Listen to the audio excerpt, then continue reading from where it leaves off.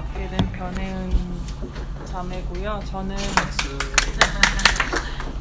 타자의 시선, 타자의 고통이라는 주제와 제 논문이 어떤 지점이 맞물릴까 고민을 해봤는데, 사실 논문 타이틀 자체가 좀 딱딱해서 어떤 얘기를 하는 건가 싶기도 할 것 같은데요.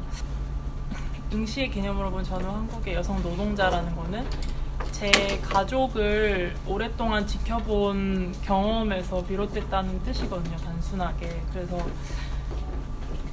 이것은 그냥 타이틀로만 봐주시면 좋겠고요. 이제 저한테 있어서 타자는 여성 노동자에 좀 더 가깝고, 이제 그 여성 노동자가 저희 이제 할머니와 엄마를 의미하는데, 사실은 이제 여성 노동자이면서 여성 가장을 의미하고요.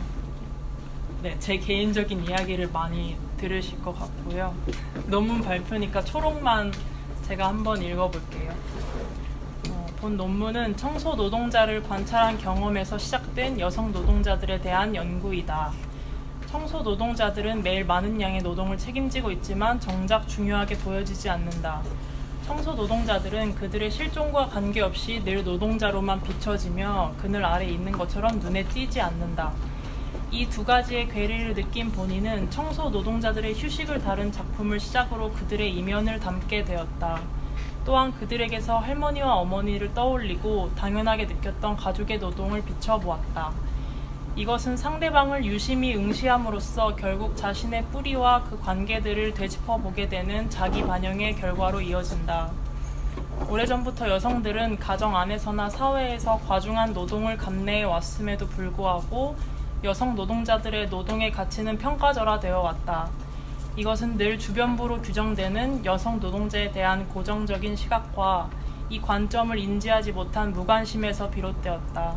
이러한 상황에서 여성 노동자들에게 가해지는 부당한 처우는 그들의 목소리를 제거해버린다. 본 논문에서는 여성 노동자가 직업으로서 등장하게 되는 계기인 한국전쟁과 산업화를 배경으로 여성으로서의 노동자를 서술한다. 본인의 할머니와 어머니 또한 각각 전쟁과 산업화를 겪어온 여성 노동자로서 정착하기 위해 노력해왔다. 여성 노동자들은 격변기인 두 시기에서 중요한 역할을 했지만 정작 그들의 존재는 보조적이며 부가적인 가치로 여겨지며 차별당해 왔다.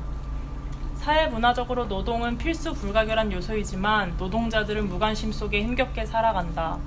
더욱이 그 중에서도 노동에 종사하는 여성들은 기존 규범 아래 주병부로 규정된다. 그것은 타자와의 상호 관계성이 결여된 기존 시선체계에서 보는 주체와 보여지는 대상이 따로 있다는 관점에서 비롯된다. 이에 누군가가 바라본다면 동시에 보여지기도 한다는 기존 시선체계를 뒤엎는 응시의 체계가 필요하다. 나아가 본인은 타자의 시선이 중요시되는 이콘의 의미와 이미지들을 짚어보면서 본인의 작품과 연결시킨다.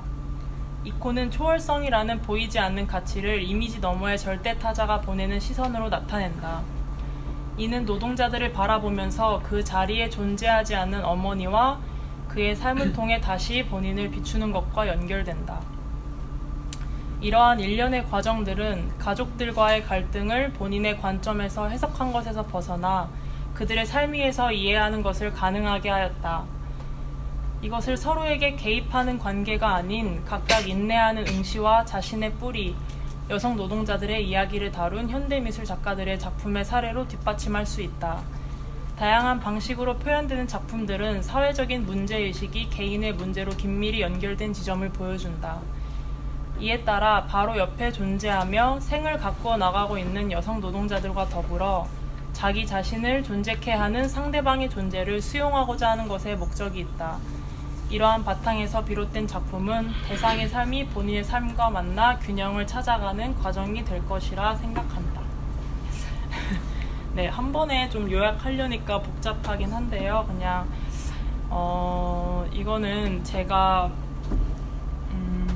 학부 때 학교에 있는 시간이 많아지면서 좀 숙식을 해결하면서 그러던 시기가 있었어요. 근데 학교에 오래 있다 보면은 좀 이제 보이지 않는 것들이 많이 보이고 그 중에 하나가 청소 노동자분들이었거든요. 근데 청소 노동자분들은 새벽에 출근해서 일을 끝내고 낮 동안에는 어디 있는지 그 존재가 좀 보이지 않는데, 이제 그분들이 노동을 하는 걸 보면서 그냥 자연스럽게 저희 할머니와 어머니의 노동을 좀 떠올리게 되더라고요. 근데 또 그런 관심이 가는 인물들에 대해서 얘기를 했을 때 제 주변에 제 또래나 다른 사람들은 그 청소 노동자들의 존재에 대해서 별로 인식하지 못하고 있더라고요. 그러니까 어떻게 보면은 여성 노동자들은 가정에서나 사회에서나 어떻게 보면은 살림을 하는 존재인데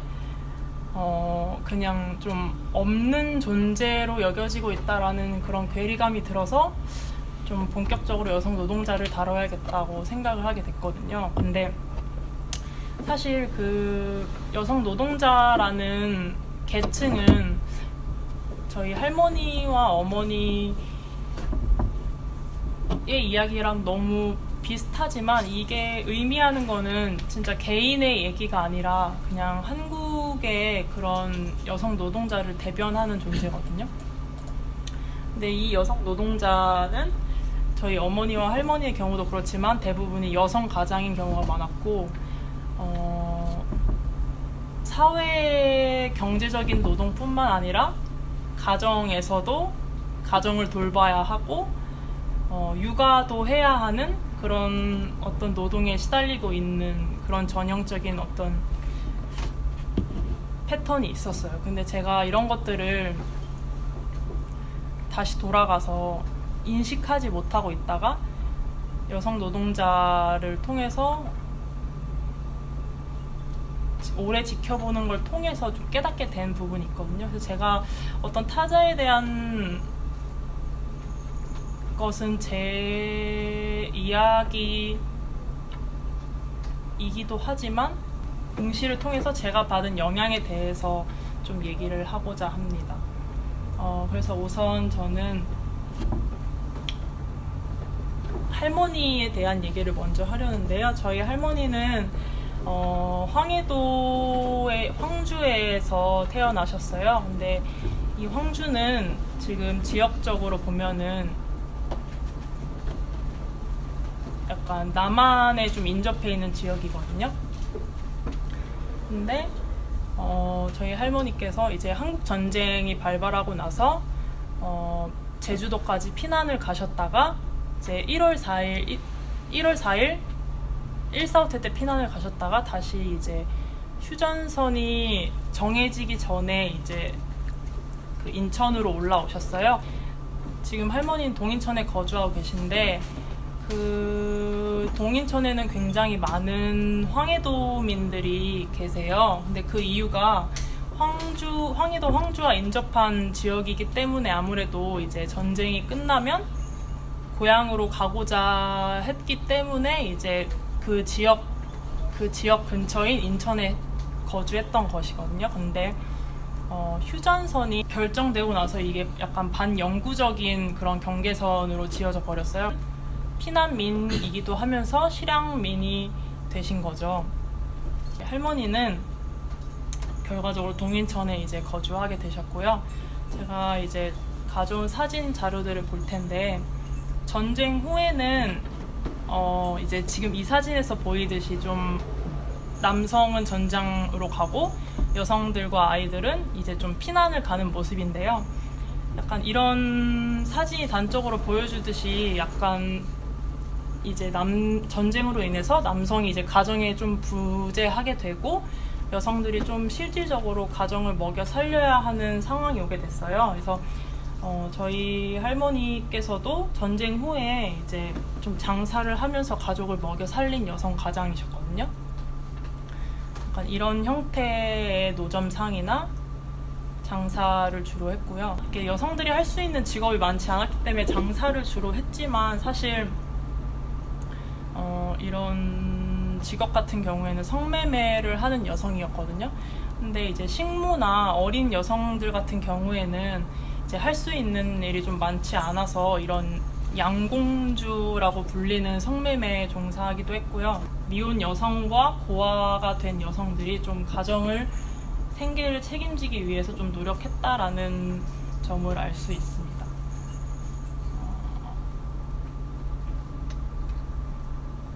그래서 제가 시를 하나 가져왔는데요. 이제 아무래도 여성의 직업 활동은 좀 어떻게 보면 인정받지 못하던 시기였기 때문에 맨몸으로, 그러니까 성매매를 해서 먹여 살린다는 건 어떻게 보면 좀 수치스러운 그런 일로 많이 보여졌어요. 근데 그런 것들이 단지 허영이나 사치에서 온 것이 아니라 오갈 데 없이 있던 여성들의 좀 약간 비참한 상황을 좀 보여주는 그런 거라는 시를 좀 가져왔고요. 전쟁이 지나서 산업화 시기는 이제 60년대부터 시작되는데요. 산업화 시기는 이제 넘어가면 저희 이제 어머니 세대로 대변이 돼요.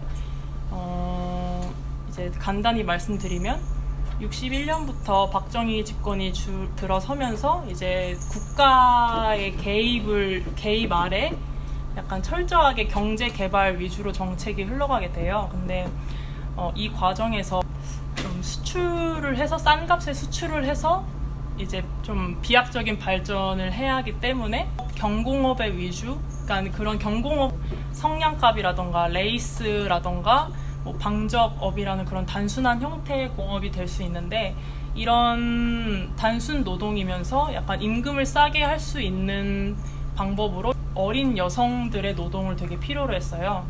그래서 이런 보시면은 뭐 70년대 구로공단의 전경인데요.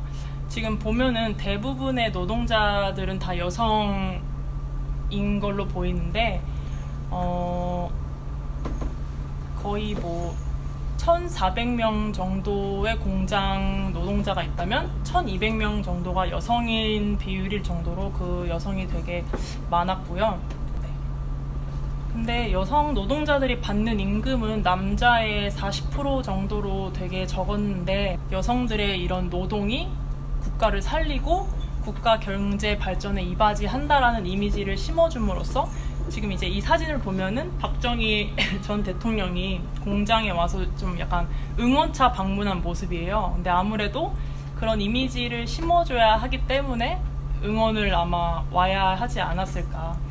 근데 이제 반대로 이렇게 응원을 오는 모습과는 반대로 기업가들, 그러니까 부당한 임금을 주는 기업가들에게만 혜택을 주고 뒤에서는 유신 헌법을 선포해서 이제 노동운동을 좀 약간 탄압하는 형태로 흘러가요. 그래서 그 대표적인 사례로 동일방직 똥물 사건이 있거든요. 근데 동일방직은 이제 인천에 있는 굉장히 큰 방적 회사였어요. 근데 아무래도 여성 노동자들이 많은 경우인데 임금도 부당하고 뭐 생리휴가나 추석 상여금, 예를 들면 뭐 화장실도 자유롭게 가지 못하니까 아무래도 이제 여성들이 힘을 모아서 좀 공정한 선거를 통해서 노조도 뽑고 이렇게 하자는 얘기가 나오기 시작했어요. 근데 이제 그런 선거를 통해서 최초로 여성 노조가 설립이 된 거예요, 결과적으로. 근데 이제 동일방직 노동조합 운동사에 따르면 이제 어떤 또 이제 노조 설립과 이제 지부장 선거를 위한 이제 그 새벽 6시 10분 전에 집행부와 대립했던 여성 조합원과 남성 노동자 5, 6인이 이제 방화수통에 인분을 담아 야간 작업을 마친 조합원들이 투표 준비를 하고 있던 노조 사무실로 들이닥쳐 똥물을 뿌리고 고무장갑을 낀 손으로 비명을 지르는 여성 조합원들의 얼굴과 온몸에 바르고 입에 집어넣고 옷 속에 집어넣는 만행을 저질렀다. 현장에 나와 있던 서민노조 간부들은 재미난 구경거리가 난 듯 낄낄댔다고 한다. 어떻게 보면 되게 비인간적인 환경에서 인간적인 그런 대우를 바란 것 뿐인데, 약간 이런 식으로 이제 결과가 난 거죠. 그리고 또 하나 대표적인 거는, 이거는 논문에는 없었는데 그냥 비슷한 사례라서 가져왔고요. YH 무역 농성 사건이라는 일이 또 이제 부산에서 일어나요. 비슷한 사례로 이렇게 농성을 통해서, 시위를 통해서 이제 정상적인 좀 그런 인권을 요구를 했는데, 이런 YHA 무역 농성 사건 같은 경우에 좀 큰 게 그 신민당 그 당시에 이제 어떤 의원, 국회의원들과 국가가 개입된 사건이었어요. 이제 여성 노동자들이 힘이 없으니까 이제 신민당 총재, 그 당시 총재였던 김영삼 전 대통령한테 도움을 좀 청했고, 뭐 천주교 종교단체와 시민단체에 도움을 청해서 이제 함께 농성을 준비하고 있던 찰나에 이제 경찰들이 들이닥쳐서 진압하는 사건이 있었어요. 근데 그 과정에서 이제 연행되고 이제 YH의 노동자 김경수 씨가 이제 그 지하실에 왼쪽 손목 동맥이 절단된 채로 발견되면서 그 사건이 이게 마치게 되거든요. 근데 이거는 되게 노골적으로 국가가 나서서 여성 노동자들을 탄압했다라는 어떻게 보면 증거이기도 하기 때문에 굉장히 좀 인권이 심각했다라고 볼 수 있습니다. 근데 사실은 이런 노동의 조건임에도 불구하고 굉장히 어디 갈 데가 없잖아요. 이런 노동이라도 해서 돈을 벌어야 했기 때문에 계속되는 악순환 속에서 이제 노동 활동을 하게 됐고요. 이제 지금까지 말씀드린 거는 임금의 문제에 입각해서 좀 말씀드렸는데, 사실은 더 이제 심각한 거는 여성이 노동을 하는 거는 이제 사회적인 경제적인 것뿐만 아니라 가정 안에서의 노동, 요구되는 노동이거든요. 이것은 이제 제 어머니, 제 할머니도 되게 해당되는 사례인데, 여성들은 좀 오래 전부터 이제 어렸을 때부터 육아와 집안일을 좀 도맡아서 하도록 요구되었고, 특히나 남자 형제가 있는 경우에는 남자 형제를 우선시해서 교육을 하도록 좀 이제 뒷바라지를 하기를 바라는 그런 사고가 좀 만연했어요. 저희 어머니 같은 경우에도 위로 남자 형제가 2명이 있었기 때문에 우선 남자 형제들이 좀 서울로 먼저 진출을 하고 나서 그 다음에 이제 이어서 그 남자 형제들을 뒷받침하기 위해 이제 서울로 올라온 사례거든요. 근데 저는 이런 강요된 그런 여성으로서의 역할이 강요된 것이 어머니로서도 그렇고 여자로서도 그렇고 너무 약간 모성애적인 성격을 너무 담당하고 있다고 생각을 했어요. 그래서 물론 저나 이렇게 가족한테도 그런 형태로 뒷바라지를 해왔지만 그런 것에 좀 만들어졌다고 생각을 했고요. 그래서 이제 이제 주장 중에 프랑스 철학자인 엘리자베트 바댕테르라는 사람이 이러한 여성들의 내재된 모성과 역할은 만들어진 것이라 주장합니다. 그 증거로 서구 중세에 존재한 자녀 유기와 유모 제도가 있다고 하는데요. 자녀 유기 제도는 그 서구 중세에는 자녀가 아파도 자녀에 대한 육아를 하지 않아도 비난을 받지 않는 사회였어요, 사실적으로. 근데 그 이유는 여성은 약자였지만 그보다 더 약한 아이는 더한 약자였기 때문에 약육 강식의 법칙에 의해서 약자를 방관하는 것은 비난받을 일이 아니었다고 하거든요. 그러니까 뭐 그 논리에 입각해서 한다는 것이 아니라 어떻게 보면은 모성애라는 것이 꼭 그렇게 본능적으로 여자에게 주어진 것이냐라는 이제 의문을 던지는데, 저는 그냥 이 개념을 너무 이제 강요된 모성과 여성의 역할에 대해서 좀 공감 가는 부분이 있어서 가져와 봤고요. 또 이제 한지원의 논문 기혼 여성자의 어머니 노릇에서 이제 또 직업 활동과 주부 활동을 병행하지 못한 엄마들의 이제 인터뷰를 바탕으로 좀 이제 논문을 쓴 게 있더라고요.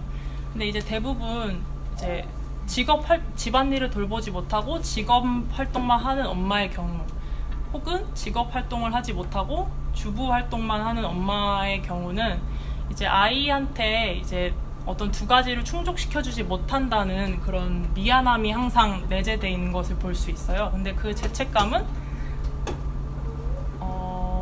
어떤 본인이 본능적으로 아니면은 자의적으로 해야 하는 역할이라기보다는 그냥 사회에서 일하는 엄마가 되어야 되고 가정도 돌봐야 된다라는 어떤 그 요구되는 역할에 의해서 학습된 것이라고 그걸 주장하고 있습니다.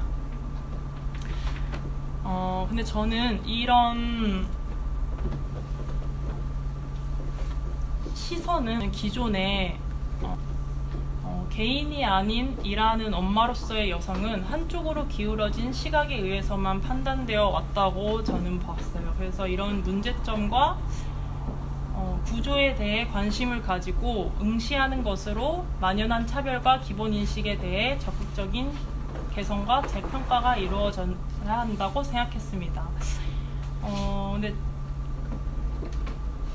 저는 그냥 여성 노동자, 그러니까 여성으로서의 노동자에 대해서 바라본다는 것은 기존에 그들을 대상으로만 바라보는 그런 시선에서 오는 오류라고 생각했어요. 그래서 저는 이제 그들 스스로가 목소리를 낼 수 있는, 그들 스스로가 존재를 좀 나타낼 수 있는 좀 뒤집혀진 시각의 체계가 좀 필요하다고 생각했어요. 그래서 이제 락강의 응시 개념을 가져왔는데요. 전통적으로 본다는 거는 기존의 시각 체계를 의미하고요. 기존의 시각 체계는 오랫동안 서구에서 원급법, 즉 객관성과 합리성을 토대에 둔 시각 체계입니다. 이 체계에서 보여지는 대상은 프레임 속에 놓여진 사물처럼 낱낱이 관찰됩니다. 이 관념에 입각한 사고는 사람 또한 사물처럼 고정불변하며 규정할 수 있는 존재로 여기도록 했습니다. 락강은 본다는 기존의 개념을 넘어 응시에 대해 이야기하기 시작했습니다. 락강의 응시는 기존 시각에 의존한 바라봄의 태도를 뒤집기를 제안합니다. 즉, 주체가 대상을 바라볼 때 주체 또한 대상의 시선에 의해 보여지는 점을 상정합니다. 락강은 하나의 비유를 들었는데요. 그러니까 우리가 대상을 볼 때 대상도 우리를 보고 있다라는 그 개념을 물가에 떠 있는 깡통도 우리를 쳐다보고 있다라는 식으로 비유를 합니다. 락강의 응시에 대해 좀 설명을 해야 되는데요. 응시라는 거는 이제 락강이 말하는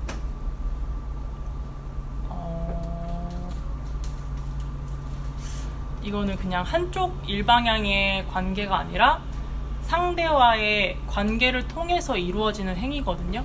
그래서 이제 거울 단계의 정신 분석학으로 설명을 합니다. 아이는 거울 안에 비친 엄마와 자신의 모습이 동일한지 확인하고 싶어 합니다.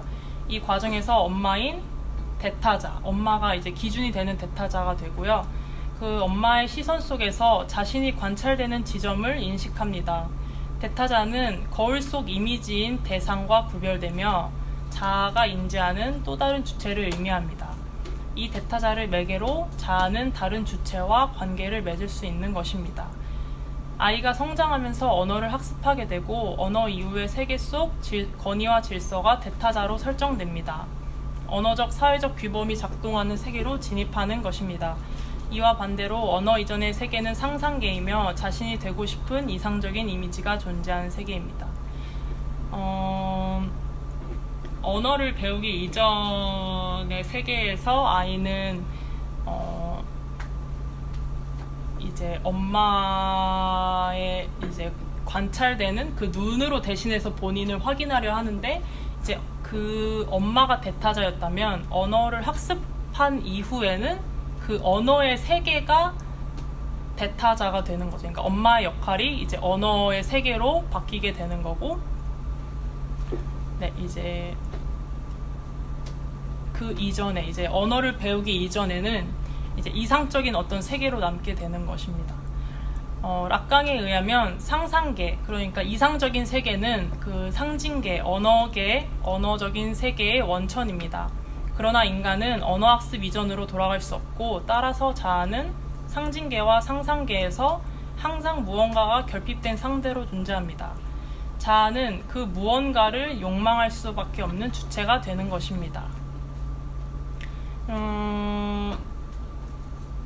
이미 언어를 학습하고 나서 어떤 이상적인 세계에 대해서 깨닫게 됐을 때 인간은 동시에 그 이상적인 세계로 돌아갈 수 없다라는 것도 깨닫게 된다고 해요. 락강에 의하면. 그렇기 때문에 항상 그 돌아갈 수 없다는 사실에 대해서 상실감을 느끼고 이제 박탈감을 느끼는 존재가 되는 것입니다. 그래서 인간은 항상 그 무언가를 욕망하게 되는데, 그 무언가가 이젠 또다시 그 대타자가 있기 때문에 깨닫게 된다고 해요. 만약에 대타자, 그러니까 어떤 그 대상이 없다면 내가 무언가를 잃어버렸다, 무언가를 원한다는 것도 알 수 없게 되는 것이 락강의 응시 체계입니다. 네, 근데 저는 그냥 이 도식을 갖고 왔는데, 사실 저도 위에 설명이 좀 딱딱한 부분이 없지 않아 있어서 그냥 제가 이해한 부분으로 말씀드리자면은 주체, 보는 사람이 대상을 보는 것, 그리고 응시의 체계 안에서는 그 대상에 의해 주체가 보여지게 되는 것, 그리고 그 중간에 대타자는 이미지, 그러니까 제가 생각할 때는 그것이 예술 작품이 될 수도 있고요, 어떤 사람이 될 수도 있다고 생각하거든요. 그래서 저는 락강은 그 대상을 빛으로 얘기를 하고 그 빛이 시선을 보낸다고 얘기를 해요. 이제 그게 바로 거기서 응시가 일어나는 것인데, 그 빛을 사실은 우리가 똑바로 볼 수 없기 때문에 그 빛을 똑바로 보려면 빛을 선명하게 볼 수 있게 해주는 어떤 장치가 필요하다고 하는데, 이제 그것을 이제 스크린이라고 가정을 하고, 이제 그 스크린을 가운데 위치시켰을 때에 그 빛을 좀 더 이제 선명하게 쳐다볼 수 있다고 합니다. 근데 저는 이제 뒤에 좀 나올 텐데, 저는 그 스크린이 이제 어떤 예술 작품이나 이미지, 뭐 때에 따라서는 이콘이 될 수도 있다고 보았습니다. 여성 노동자들이 타자로 규정되는 상황을 좀 말씀드리고, 이제 그 노동자들이 그러한 상황을 겪고 조금 무관심 속에 계속 있을 수밖에 없는 것은 이제 그냥 그들을 그냥 그저 바라보고 그냥 그렇게 없는 존재로 여기기 때문이라고 문제를 제기를 했는데요. 이제 그들이 왜 주변으로서의 타자인지를 좀 다시 좀 설명을 해드리고 싶어서 이제 중심과 주변이라는 그런 위치적인 개념으로 나눠서 한번 설명해 보겠습니다. 일단 여성으로서의 노동자라는 거에 앞서서 그냥 어떤 인간의, 그러니까 노동하는 인간으로서의 의미를 한번 말씀드리자면, 노동은 기본적으로 먹을거리를 구하고 일하는 행위를 의미합니다. 이 노동은 사회에서 도덕적, 문화적 가치를 가지고 공동체를 이루어 나가는 것이며, 현대에서는 자아실현과 새로운 사람을 만날 기회로 인식되고 있습니다. 공산주의와는 다르게 자유민주주의에서는 노동한 만큼의 대가를 받게 되어 있으며 그 재산 축정이 가능한 것이고, 그것이 바로 사유재산권입니다. 이처럼 노동은 인간을 해방시키는 수단으로 볼 수 있지만, 마르크스는 자본주의 아래 노동으로 인해 오히려 인간이 소외된다는 주장을 합니다. 왜냐하면 자본주의 아래에서는 인간의 노동력 또한 하나의 상품으로 여겨지며 인간마저 물질적인 가치로 전락하기 때문입니다. 이제 어떤 4가지 소외를 들었는데요. 이제 노동자는 상품으로부터 소외된다. 노동자는 본인이 만든 상품이 팔리지 않으면 노동자의 가치가 사라지기 때문에 첫 번째로 상품으로부터 소외되고요. 두 번째로 노동자가 자신의 것을 만들기 위한 것이 아니고 타인의 의지에 의해서 노동을 하게 되므로 주체가 되지 못하여서 소외가 됩니다. 세 번째로 노동을 통해서 자아 실현이 아니라 철저히 자본주의의 실현을 위한 것이기 때문에 또 그런 노동을 하는 자신으로부터 소외됩니다. 마지막으로 경제 자본주의에서는 경쟁이 중요시되기 때문에 이제 사람과의 관계에서 소외가 일어나게 됩니다. 근데 만약에 이런 노동을 하는 노동자가 노동을 함으로써 이런 자본주의 아래에서 이런 소외가 일어난다면 더욱더 주변으로 규정되는 여성 노동자들의 경우는 아마 더 심할 것이라고 생각을 하는데요. 그래서 그런 움직임을 좀 더 이제 세부적으로 해체하는 이제 담론을 들어 설명을 좀 해보겠습니다. 90년대 들어서 서구의 근대적 제국적 신민주의의 흔적에 지워진 목소리를 주목하는 움직임이 생겼습니다. 가야트리 스피박은 제3세계 인도 출신의 탈식민주의 페미니스트로서 기존 식민사관과 더불어 기존 페미니스트 담론에서 제국주의적인 흔적을 발견하고 해체하는 작업을 해왔습니다. 기존 규범 아래 권리가 박탈된 주변부 계층을 서발턴이라 명명하여 논의의 중심으로 이끌어오려 시도합니다. 탈식민주의 페미니즘은 서발턴들의 입장을 대변하는 것이 아닌 그들의 목소리를 스스로 낼 수 있도록 말을 걸 것을 제안합니다. 만약 그렇지 않으면 제3자에 의해 그들의 목소리는 바꿔치기 됩니다. 바꿔치기의 예로 힌두 전통의 사티 풍습과 이제 프랑스의 페미니즘 철학자 줄리아 크리스테바의 중국 여성에 관하여를 예를 듭니다.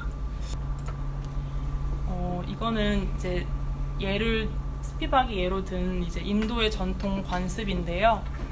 사티 풍습이라는 거는 이제 인도에서 남편이 부인보다 먼저 죽어서 화장을 할 때 이제 부인인 여성도 같이 화장하는 풍습을 의미하는데요. 이거는 이제 힌두 신화에서 남편이 죽자 같이 뛰어든 이제 어떤 힌두 교도의 시인을 이제 되게 성스럽고 약간 어떤 정숙한 그런 이상향의 여자로 되게 내세우게 되면서 약간 그런 전통이 생기게 됐어요. 그래서 이제 일부 지역에서는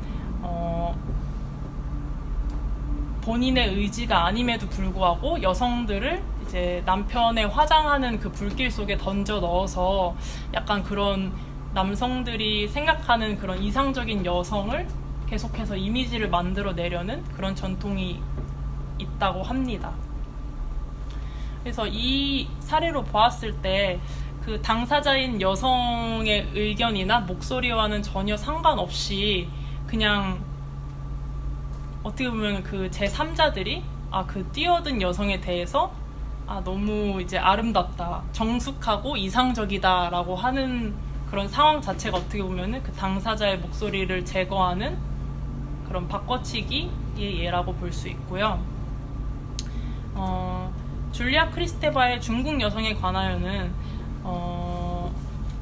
이제 크리스테바가 중국 여성에 관해서 이제 글을 쓰게 되면서 이제 어떤 모성에 관한 얘기를 하게 되는데요. 고대 중국 관습에 이제 남자가 여자 집에 들어가서 사는 그런 풍습이 있었는데 그걸 들어서 그냥 단지 여성의 인권은 그러니까 아시아 여성의 인권은 원래 이렇게 나쁘지 않았다 이런 식으로 그냥 마무리되는 어떤 글을 이제 스피박이 좀 비난을 하게 되는데요. 단지 줄리아 크리스테바는 이제 1세대 어떻게 보면 고급 페미니스트로 대변되는 사람이기 때문에 이러한 사람이 아시아의 제3세계의 중국 여성의 인권에 대해서 얘기한다는 것은 조금 위험하지 않나라는 그런 입장이 될 수 있습니다. 그래서 저는 이런 바꿔치기 하는 시선을 그런 철학자 가다머의 비유를 좀 가져와 봤는데요. 가다머는 진리와 방법, 그의 저서에서 인간 이해의 본성을 밝히려 시도했습니다.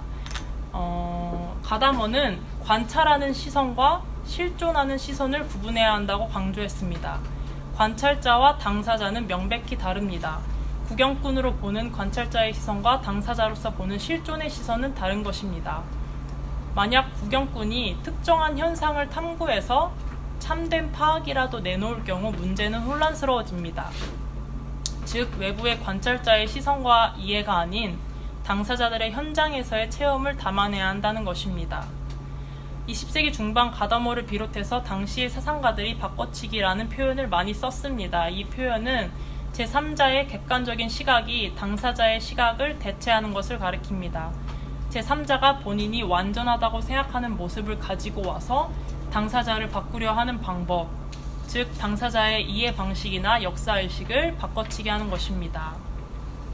이런 경우 타자를 재현하는 것과 대변하는 것을 구분하지 않게 됨으로써 타자를 전유할 위험이 존재하게 됩니다. 가다머가 이렇게까지 얘기하는 이유는 그 가다머는 철학자 하이데거의 제자였는데요. 그 하이데거가 그 나치즘에 동조를 해서 그 홀로코스트를 지지했었어요. 근데 이제 가다머는 제자로서 좀 그런 스승의 사고에 대해서 굉장히 충격을 먹고 이제 연구를 하게 되는 거죠. 이제 그 결과 단지 그 대상 어떤 예를 들면 하이데거의 같은 경우 그런 당사자의 입장에 대해서 쳐다보지 않았고 단지 본인이 판단을 내려서 그 존재에 이제 어떤 결정을 내린 대표적인 경우라 보았습니다. 근데 저는 지금까지 이제 어떤 보여지는 타자, 판단되어지는 타자에 대한 존재를 좀 얘기해 봤는데요. 저는 이제 이미지로 표현된 경우에서도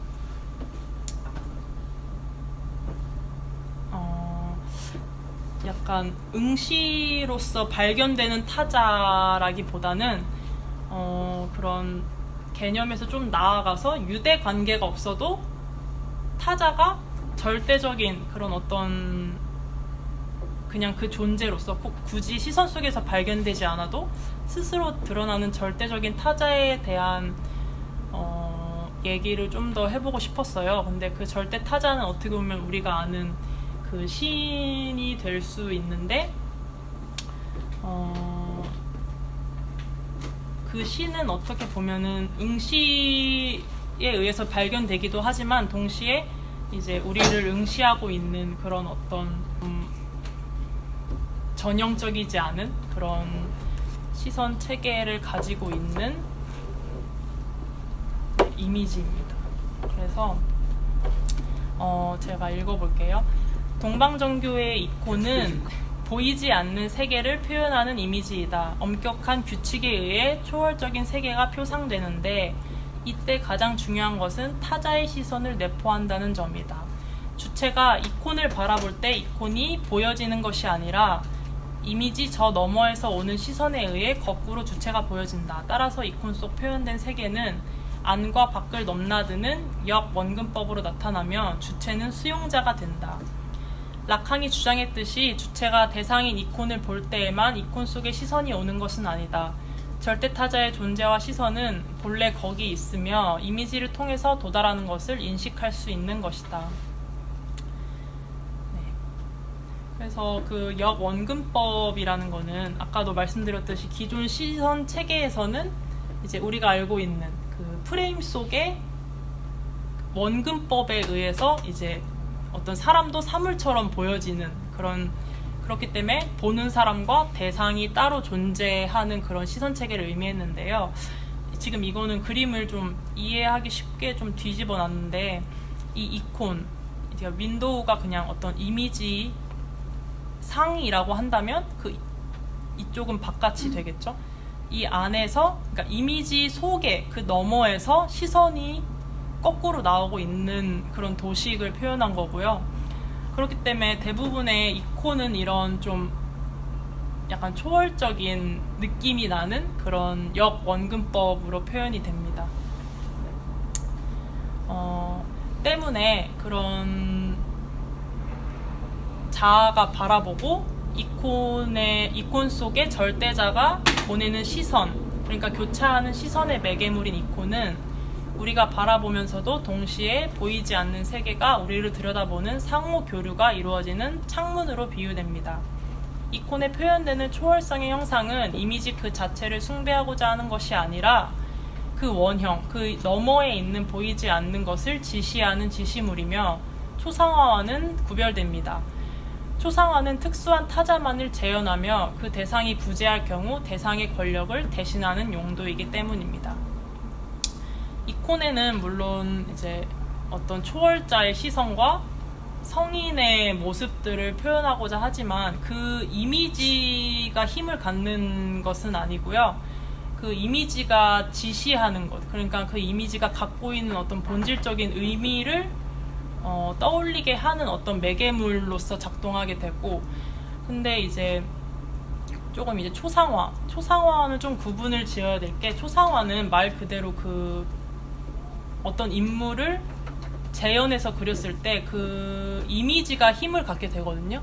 대표적인 경우로 이거는 이제 표토르 대제, 그러니까 어떤 지금도 이제 이 마오쩌둥의 초상화는 좀 중국에서 되게 어떤 지배적인 권력을 좀 표현하는 사례이고, 이 인물들이 사라지고 나서도 이 그림은 남아서 계속해서 힘을 발휘하고 있는 그런 경우입니다. 좀 구분을 하고자 이미지를 가져와 봤고요. 근데 사실은 이런 이콘이나 뭐 성스러움이나 초월성에 관한 거는 어떤 그런 보이지 않는 것과 아니면은 그 뭐 대상의 이면을 바라보는 방법에 대해서는 이야기가 될 수는 있어도 사실은 조금 부담스러운 개념이기도 하고요. 잘 이해가 가지 않는 개념이기도 하거든요. 그래서 이제 이 이콘이라는 개념은 사실은 성스러움을 표현하기도 하지만 이제는 그 이미지나 예술의 형식이라는 거는 좀 더 다양한 그런 형식으로 나가게 되면서 약간 이런 형태로 좀 발전을 하게 돼요. 예를 들면은 이콘은 철저히 교회의 재산이었기 때문에 민중들이 좀 가질 수 없는 그런 귀한 이미지이기도 했고 해서 이제 일반 서민들, 일반 민중들이 이콘을 제작을 하게 되는데 루복이라고 하는 이콘이에요. 근데 이 루복은 나무, 그러니까 목판 인쇄술을 통해서 찍어냈다고 하는 그런 유래가 있어서 루복이라고 이제 칭해지고요. 루복 같은 경우에는 굉장히 싼 값에 복제를 할 수 있었기 때문에 가난한 자들의 이콘이 되어주었고요. 기존 이콘과 다르게 루복은 예술가들, 수공업자들에 의해서 제작되었고, 그렇기 때문에 약간 교회의 엄격한 규범에 얽매이지 않고 다양하고 친근한 방식으로 제작되었습니다.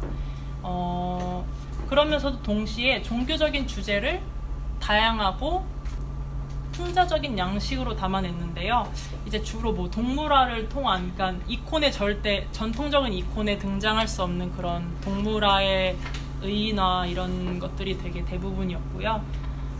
이 이미지들로 통해서 이제 일반 민중들도 성스러움이라는 가치에 좀 쉽게 접근할 수 있었다고 해요. 그래서 네, 저는 좀 더 이 루복의 관점에서 어떤 그런 응시나 그런 대상을 바라보고 그 상호 관계를 맺는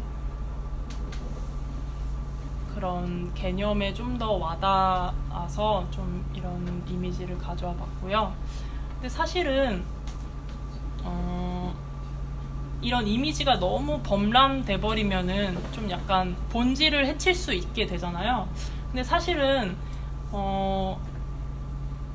그런 본질을 해친다고 생각하지 않고 오히려 공존하려는 그런 형태로 저는 보았어요. 그래서 오히려 약간 중심이 있다고, 그러니까 어떤 진리가 박혀 있다기보다는 탈중심적인 그런 기법들이 오히려 약간 더 그런 성스러움이나 초월성을 다양하게 반영하지 않았나 했고요.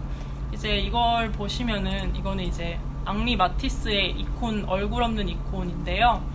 이게 너무 어떤 얼굴에 대한 힘이 실려버리면은 오히려 그 성스러움이나 그 어떤 대상과의 관계를 맺기가 좀 더 약간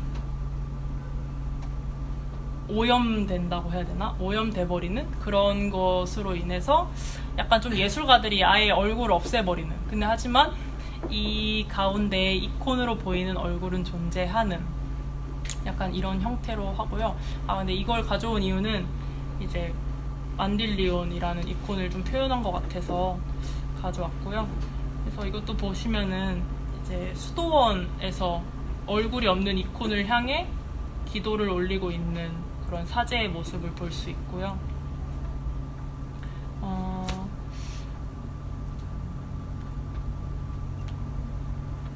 그래서 나중에 나아가서는 현대로 들어와서는 그런 전통적인 이콘에서 이렇게 발전되어서 결국에는 완전히 대상이 없어져 버리는, 그러니까 오히려 좀 사람의 영혼을 울리고 감정적으로 좀 감동시킬 수 있는 어떤 그런 이콘들을 좀 제작하게 되는데요.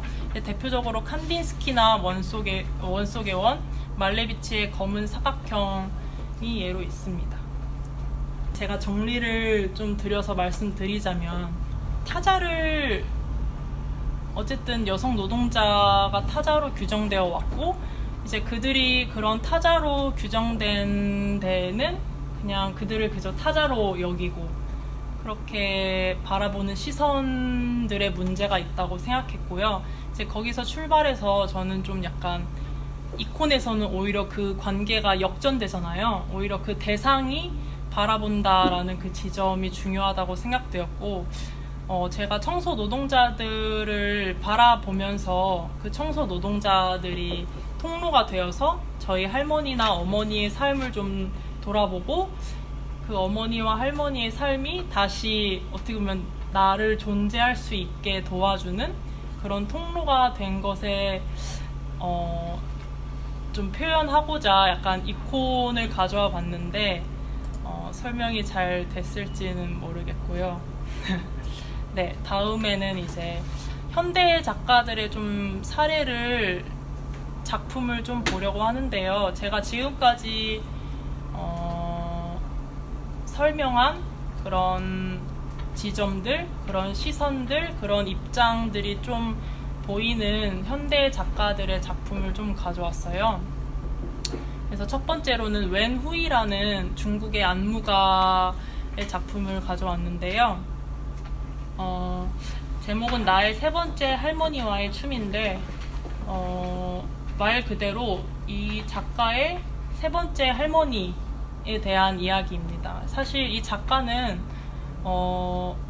가족에 대한 역사 이런 거에 굉장히 목마름이 있던 사람이었어요. 근데 이제 거기다가 중국의 문화혁명 이런 역사들을 되게 파헤치는 성향의 작업을 하는 사람인데, 어느 날 이제 모르고 있었던 세 번째 할머니의 존재를 이제 알게 된 거예요. 그래서 이제 작가 스스로가 가족에 대한 그런 역사에 대한 목마름을 약간 이 세 번째 할머니를 통해서 좀 채울 수 있을 거라고 생각했다고 해요.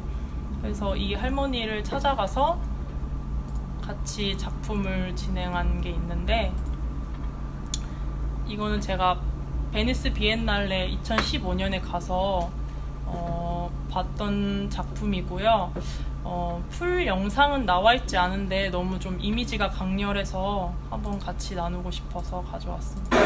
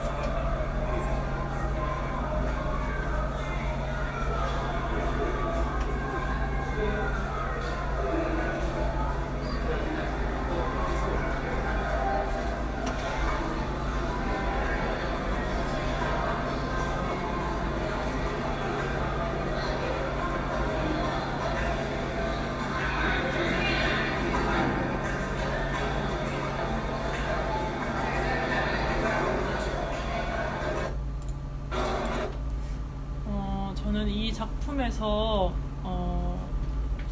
오히려 좀 보고 싶었던 거는 이 안무를 보면은 서로 바라본다라는 행위가 좀 배제돼 있거든요. 근데 오히려 저는 그렇게 오랫동안 떨어져 있었음에도 불구하고 서로를 닥달해서 뭔가 이게 얻어낸다거나, 예를 들면 작가 같은 경우에는 어떤 목마름이 있었기 때문에 상대를 닥달해서 얻어낸다거나 하는 게 아니라 약간 그들의 존재를 바라보는 방식이 좀 감동이 돼서 좀 좋은 비유가 되었을지는 모르겠는데, 약간 그런 뿌리를 찾아가는 좀 방식에서 좀 얘기가 된다고 생각했고요. 그 다음 작가는 이제 이문순이라는 작가인데요. 이문순은 1969년생으로 미술 작가이자 영화 감독입니다. 노동자인 가족을 기록하는 것으로 정치, 사회, 국가, 자본으로부터 주어진 삶을 살아온 사람들에 대해 관심을 가져왔습니다. 2015년 베니스 비엔날레에서 위로공단으로 은사자상을 받게 되면서 본격적으로 주목받기 시작했습니다. 네, 제가 가져온 이제 작품은 위로공단이라는 여성 노동자들의 현실을 담은 다큐멘터리와 내 사랑 지아라는 작가가 이제 작가의 가족이 오랫동안 살던 지하방을 이사 가기 전날을 기록한 그런 비디오 작업을 가져왔는데요. 물론 작가가 위로공단이라는 작품이 더 유명하기도 하고 어떤 그런 역사적 사실들을 더 선명하게 보여주는 작품이기는 하지만, 제가 봤을 때 어떤 관찰자의 그런 응시가 보여지는 작품은 내 사랑 지하가 더 가깝다고 판단되어서 이 작품을 좀 보겠습니다.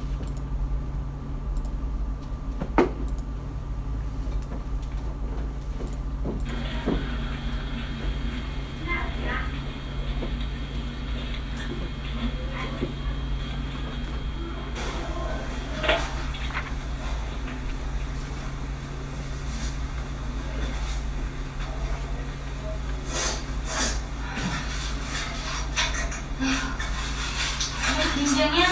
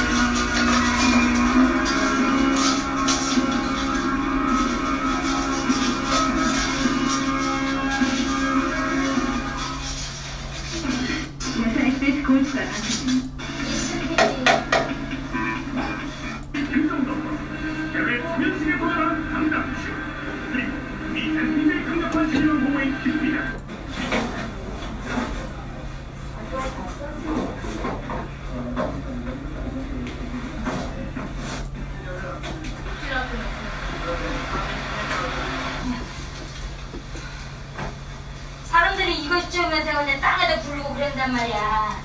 빠르기도 힘들어.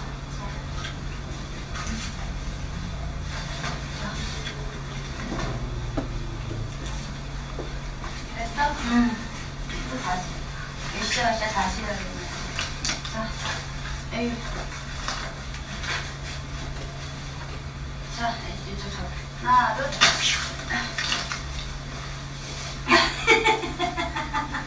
카메라로 찍으니까 또 좋은가 보네. 하나, 둘.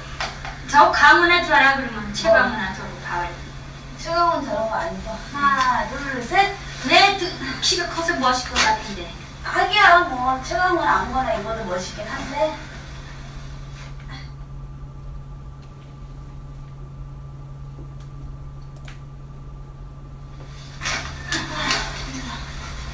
찍지 말라고 그래. 찍지 마 이놈 새끼야.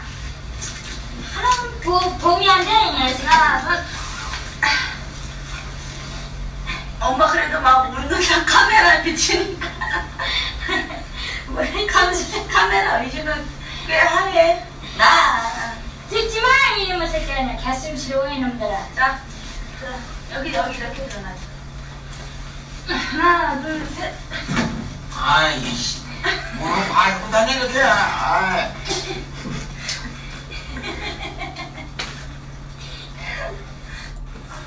저 올라가려고. 의지야? 뭐야?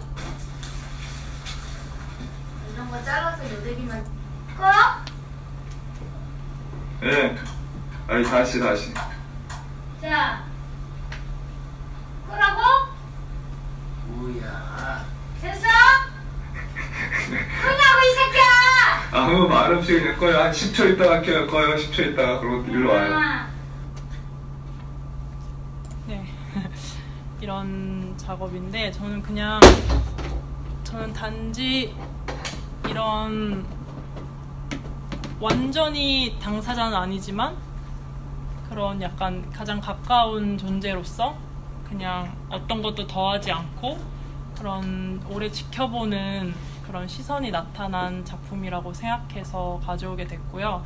근데 지금 보시면 아까도 여동생과 엄마는 열심히 일하고 있는데 아들인 작가는 도와주지도 않고 찍고만 있고 아버지는 누워서 자고만 있는 그런 어떤 가족의 모습을 보면은 약간 그런 좀 여성 노동자들의 그런 가족을 부양하는 그런 현실이 좀 보이기도 하고, 근데 사실 작가가 그런 여성 노동자인 여동생과 어머니의 노동으로 인해서 성장을 했기 때문에 약간 이런 어떤 현실적으로 삶을 살 수 있었던 그런 것에 대한 감사가 좀 보이기도 해서 가져오게 되었습니다.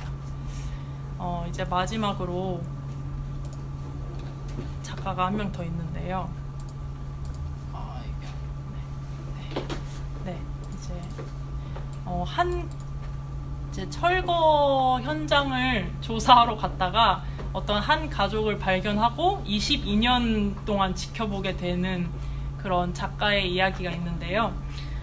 이 작가는 사실 미술을 하는 작가가 아니라 사회학자예요.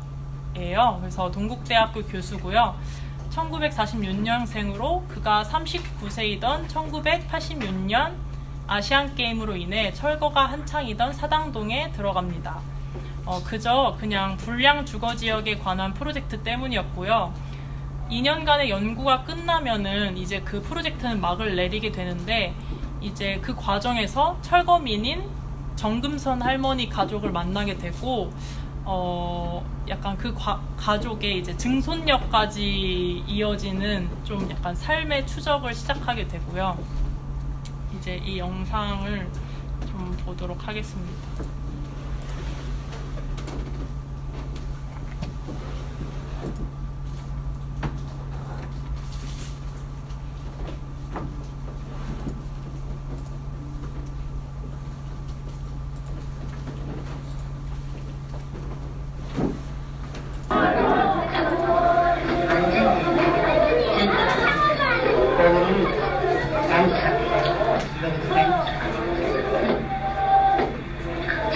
그런 거기 전에도 막 내가 부러졌지, 갈비 부러졌지, 팔 부러졌지, 다리 부러졌지,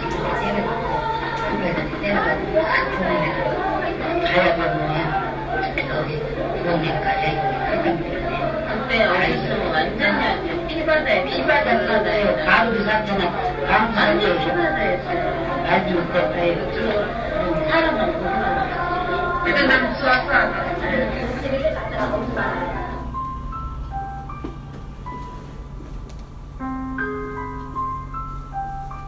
영향을 조사하기 위해 우리는 1986년 여름 사당동 재개발 현장 연구에 들어갔다. 아시안게임 준비로 들떠있던 때였다. 사당동은 신림동, 봉천동, 난곡과 함께 서울에서 가장 큰 달동네였다. 철거가 시작되기 전 사당동 골목에는 유난히 아이들이 많았다. 이곳에 산 사람들은 남자들은 주로 일용 건설 노동이나 노점상, 여자들은 파출부나 간의 부업으로 생계를 꾸렸다. 사당동이 처음 생길 때부터 산 정금선 할머니를 만났다.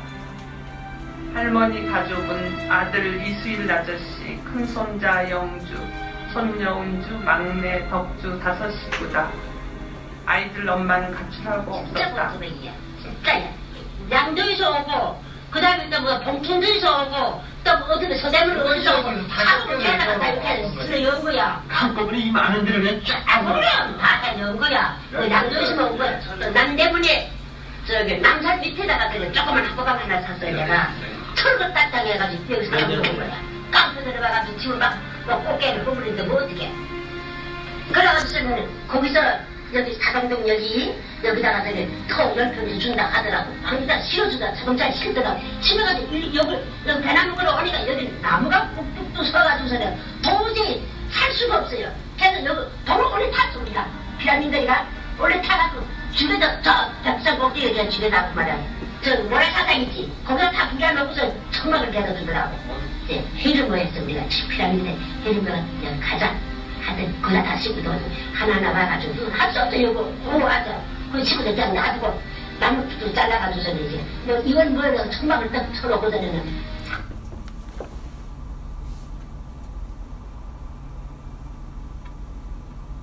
정말 주님을 위해서는 정말 몸바칠 가고.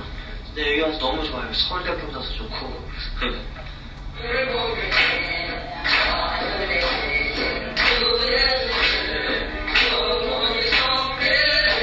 저는 한 번도 우리 집을 원망한 적은 없거든요. 원망하게 그치? 없어도 그래도 웃음꽃이 피고 믿음으로 나아가니까 절대 원망하진 않아요. 제가 아직도 생각이 나요. 물 뜨려고 이렇게 어렸을 때 물을 이렇게 양쪽으로 보셨죠? 그런 걸 뜨고 어렸을 때도 옆에서 도와주고 제 기억으로는 또 이제 연탄도 제가 많이 날린 것 같아요. 또 운동도 어렸을 때 오르락 내리락 해서 산동네는 산 24번지 참 높은 산이었거든요. 산 24번지에서 17번지 이렇게 쭉쭉 내려가면서 하여튼 이 하나님께 먼저 감사한 거는 건강. 진짜 건강이 참 최고인 것 같아요.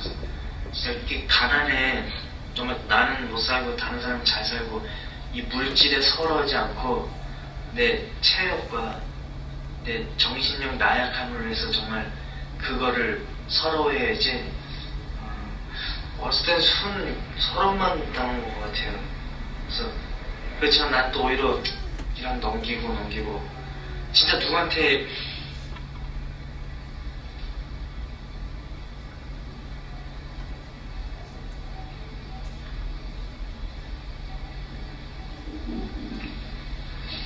하소연을 못하겠다고요.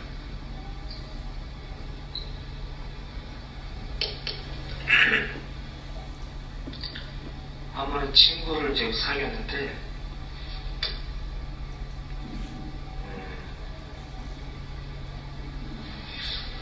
모르겠어요. 그런 친구들만 어떻게 만나는데 친구가 제가 국민학교 1학년 때 선생님한테 한번 맞았어요. 손바닥을. 너무나도 무서운 거예요. 학교가. 입학하자마자 맞았는데 깍두기 공채 그걸 제가 못 준비했는데 누가 아주 신경 쓰는 사람도 없었고 맞았는데 거기서 제가 얼었어요. 선생님이 공책 써오라 그러는데 얼어갖고 예 알겠어요 나갔는데 나오자마자 막 뛰었어요. 진짜.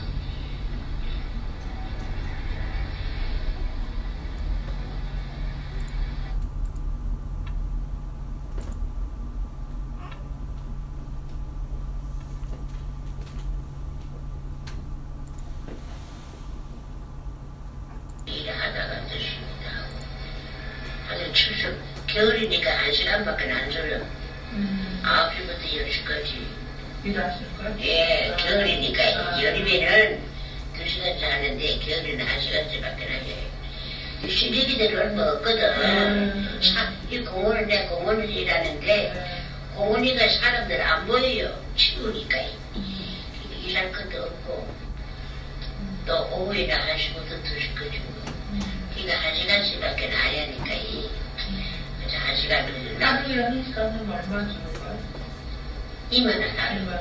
예, 이게 68원이야. 그딱 가비비 들어오고. 공공근로가 열흘 뒤에야 잡혀 있다고 걱정하던 할머니는 공공근로가 새로 시작되는 바로 그날 세상을 뒤졌다.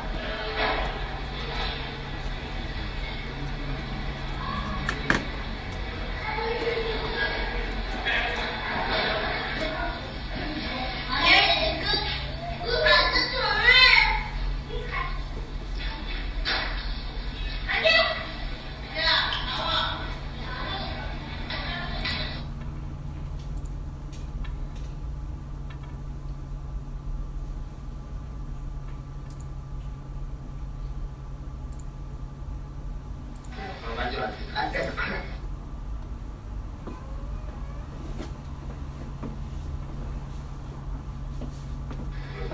틀려 또 우리가 크네? 아니 나중에 이렇게 키를 안 따라. 나중에 딱 응? 엄마랑 잘했어. 들어봤지? 잘했어. 눈 누구 똑같아? 당신 똑같이 아니야? 아, 코 완전 똑같아. 몸에만 아닌데.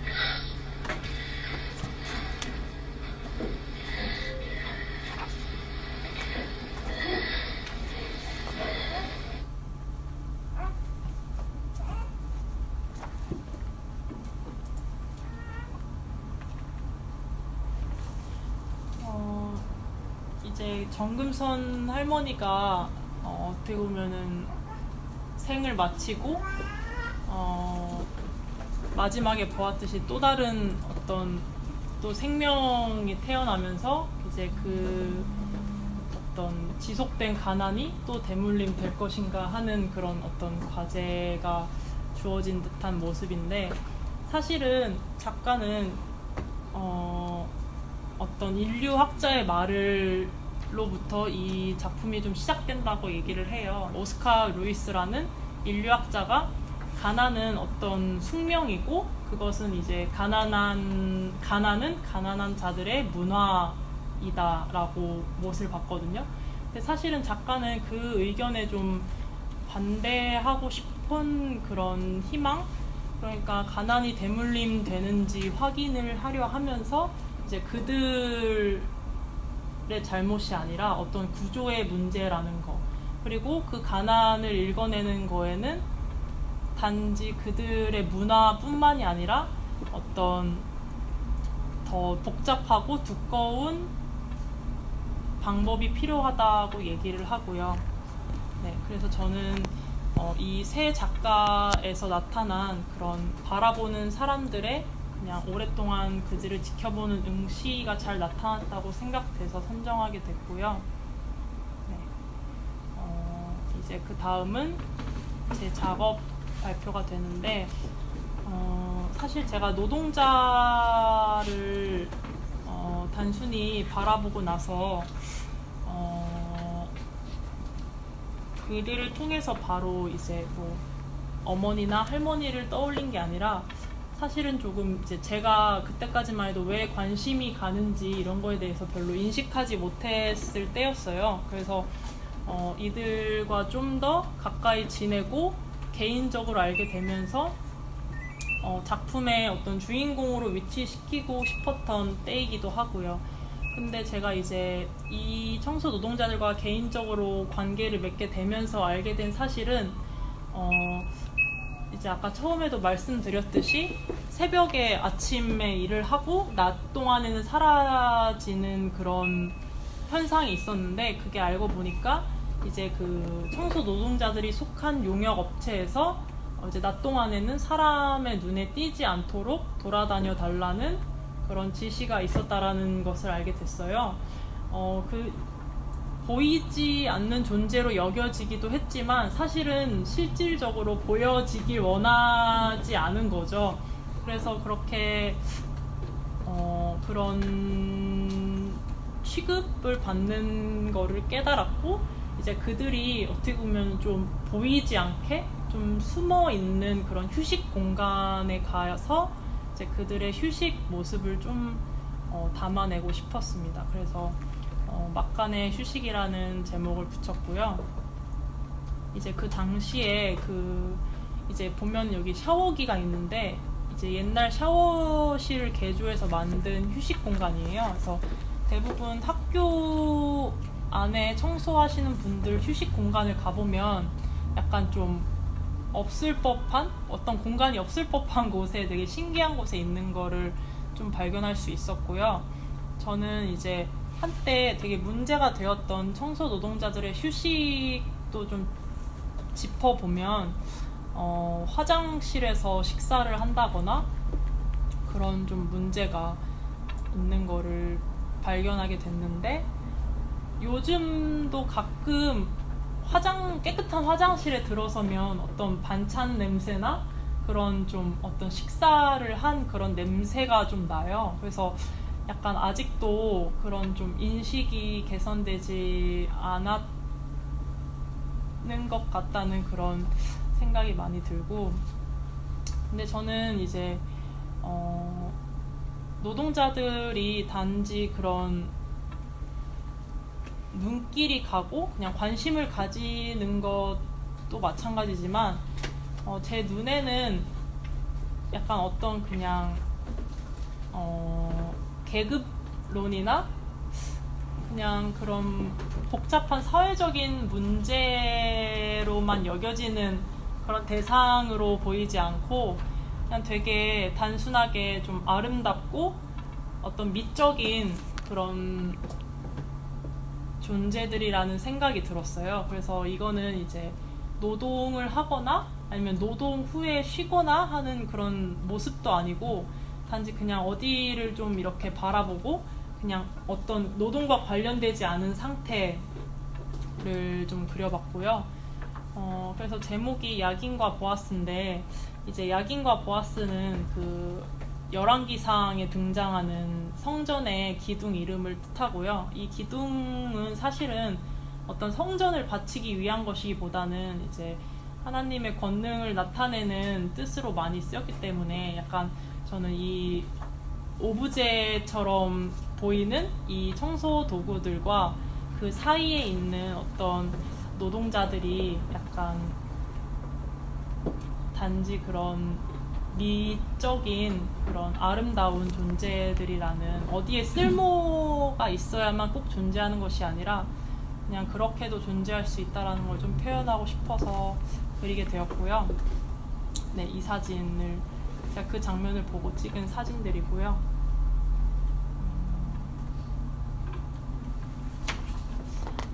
이제 나아가서는 좀 이제 본격적으로 노동자들이 좀 노동을 하지 않는 순간을 좀 많이 포착하려 노력을 했는데, 이제 그 중에 하나가 노동자들의 잠이에요. 노동자들의 잠은 좀 약간 지쳐서 골아 떨어져야 하거나 약간 그래야 한 것만 같은 느낌이 있는데, 사실 이 지금 그림에 있는 노동자들은 노점상의 노동자들인데 지쳐서 자는 게 아니라 사실 지루해서 자는 모습을 포착한 거거든요. 근데 되게 그 순간이 되게 묘하더라고요. 노동자들이 노동을 하지 않고 그냥 단지 지루해서 자고 있는 그 순간이 되게 저한테는 좀 이질적으로 많이 느껴져서 좀 다루게 됐는데, 사실 노점상들이 그 본인의 그 프레임, 그러니까 노점상은 이렇게 펼쳐서 가지고 다니잖아요. 근데 그 안에 앉아서 꾸벅꾸벅 졸고 있는데 그 바깥의 바쁜 풍경과는 되게 그 분리된 듯한 되게 묘한 기분이 들었고, 그들이 잠에 드는 걸 볼 때 약간 좀 현실에서 떨어져서 약간 저 세상으로 넘어가는 듯한 그런 좀 묘한 느낌을 받았어요. 그래서 약간 그 지점을 약간 또 이제 이콘의 형식과 좀 맞닿아 있다고 느꼈거든요. 근데 사실 이 이콘은 약간 휴대하는 이콘을 이제 따왔어요. 근데 이제 오른쪽 사진에 보는 것과 같이 이 코는 원래 약간 좀 휴대할 수 있는 형태로 만들어졌고 이제 양옆에 날개가 접히는데 약간 이 안에 어떤 세상의 중심, 그러니까 진리의 중심인 이런 이야기가 들어가 있고 이런 형태들이 약간 어떤 노점상의 형태와 닮아 있다고 저는 생각했습니다. 그래서 이런 스케치들을 좀 해서 이런 모양의 어떤 노점상을 제작하게 되었고요.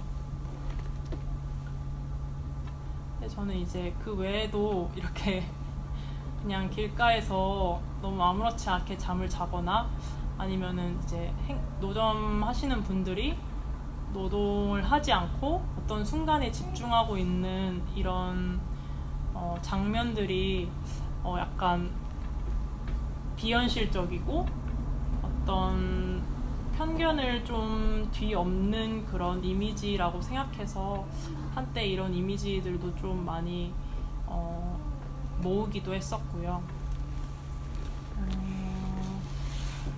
이제 다음은 노동자들을 이제 관찰하고 담아내는 작업을 넘어서 이제 제 가족의 이야기, 그러니까 노동자이면서 저와 관련된 가족의 이야기들을 많이 다루기 시작했는데요.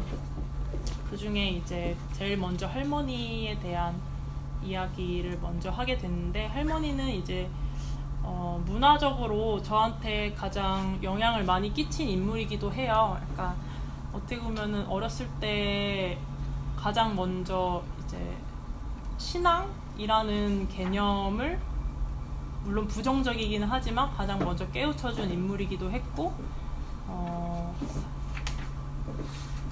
되게 어떤 저의 시작점인 것 같은, 제가 인식했을 때 저의 많은 부분에 영향을 미친 인물이라고 생각해서 할머니를 다루게 됐고요. 이거는 영상으로 보겠습니다.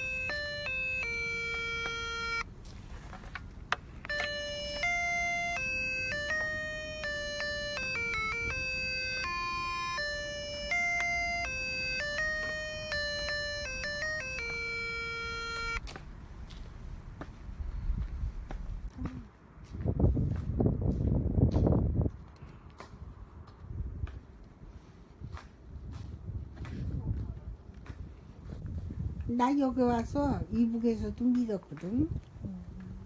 그러니까 믿었지. 우리 어머니네 조상이 서창기에 믿었어. 서창기. 어머니의 저 할머니의, 그러니까 내 엄마의 친정 아버지가 초창기에 믿었어. 그래서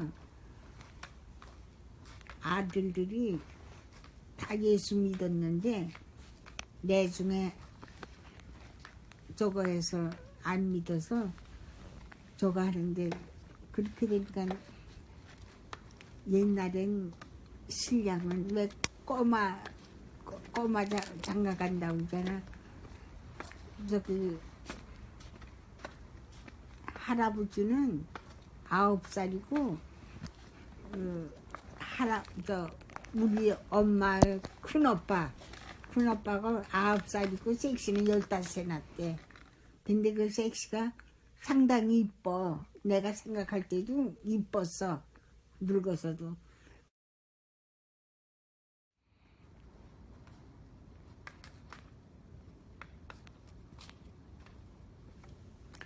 근데 거기는 그 황해도 그 황주 그 짝에는 장르거가 많아. 근데 이 짝으로 오니까 감리거가 많더라고. 그랬는데 그냥 여기가 창녕계, 우리가 여기 창녕동서 살았으니까 창녕계에 나갔거든.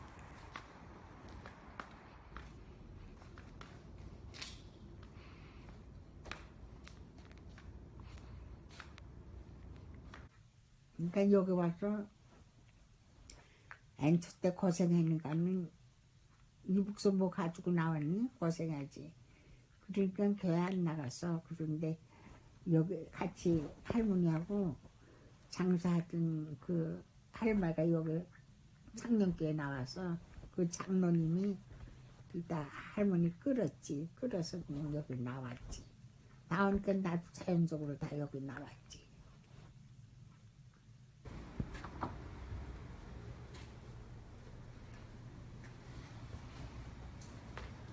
새벽부터도 드세요? 네?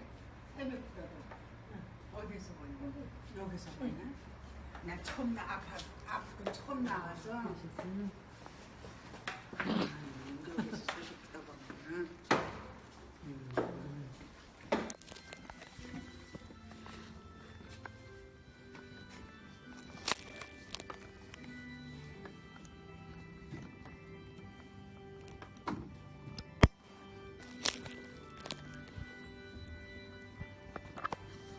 그래도 깨서 할머니 할아버지가 깨서 그래도 고모 큰 고모 응? 내 언니 그래도 유학교 보내줬어. 여기는 그래 보내줘.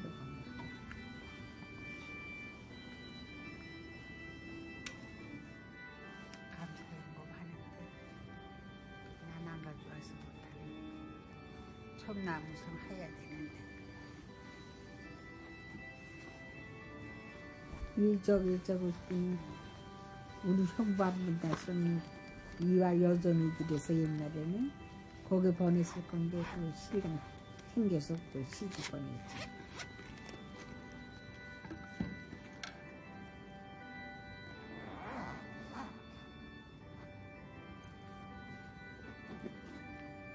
약한 세대 속에서 끝까지 믿음을 지키되 예수 그리스도의 이름을 이 세상 가운데 온전히 증거하여 구원의 길이 이 땅에 선포되었음을 온전히 드러내는 주의 증인 되게 하여 주시고 그 가정 가운데 당하는 힘들고 어려운 일 가운데서도 순교자의 정신을 마음에 담아 끝까지 사명을 감당하는 주의 백성들이 되게 하여 주시옵소서. 이 시간에도 주님 말씀으로 교훈하시고 우리는 그 말씀을 따라서 살아가는 그러한 귀한 믿음 되게 하여 주옵소서. 하나님 앞에 예물을 드렸습니다. 마음에 소원을 담아드린 예물이오니 주님께서 이 예물을 받으실 때 소원도 함께 받아주사 주님 안에서 응답의 기쁨이 있게 하여 주시고 하나님 앞에 물질을 심은 자가 누리는 은혜의 풍성한 복이 있게 하여 주시옵소서. 예수님의 이름으로 기도하옵나이다. 아멘. 오셨습니다. 참으로 오셨습니다. 아멘. 성령께서 임하십니다. 참으로 임하십니다. 아멘. 그러나 초대교회는 두 가지의 위기에 직면해 있다고 제가 설교할 때 몇 차례 말씀드렸어요. 첫째는 거짓 스승들이 교회 안에 유대의 율법주의와 혹은 헬라의 영지주의 영향을 받은 영지주의 이런 이단의 출몰로 인해서 교회 안이 혼란해. 그래서 교회가 시끄러운 거예요. 나 어디 가리까 내 죄를 씻기 위하여 피 흘려 주시니 고백에 하는 마음으로 주옵니다. 주여 순교자의 마음으로 믿음을 지키고 살아가기를 원합니다. 주여 주여 주여 걸어가시라 아버지.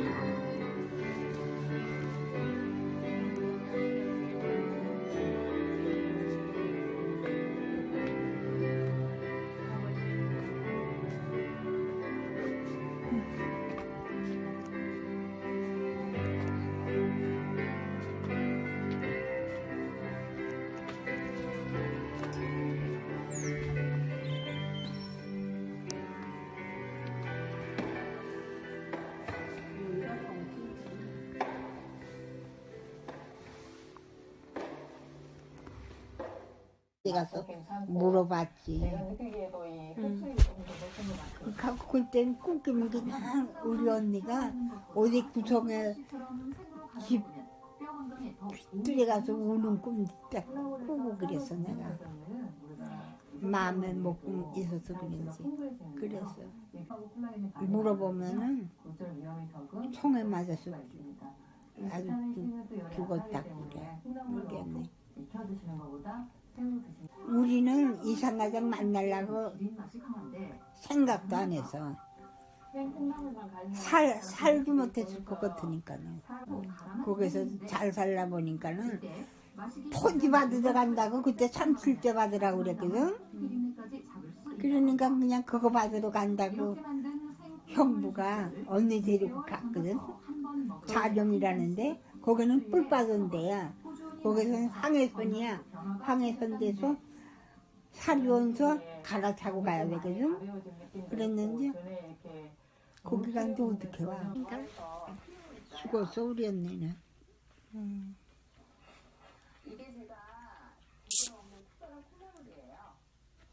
가고 형부가 부잣집 아들 돼서 일 안 하고 먹다가 그렇게 되니까는 무슨 저기를 해. 심한 일이나 해야 할 텐데 안 하고 그렇게 하고 우리 친정에 와서 살았거든. 저 언니가. 그러니까 그냥 거기서 숙청 맞아서 보자라고 숙청 맞아서 와 있다가 그냥 보리도 없이 이렇게 살다가 저거 하니까 언니도 지겹지. 부잣집이라고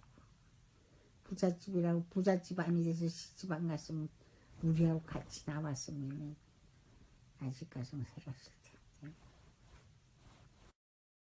저 높은 곳을 향하여 날마다 나아갑니다.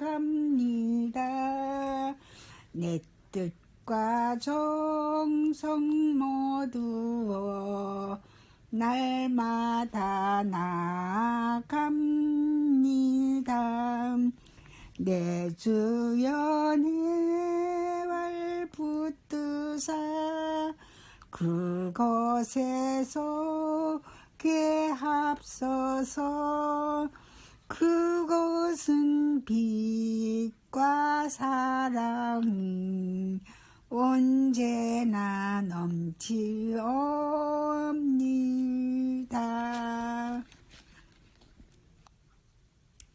이건 너 할머니가 좋아해서 태산을 넘어 허곡에 가도 뒷가운데로 걸어가면 주께서 날 지키시로 약속한 말씀 변치 않는 하늘의 영광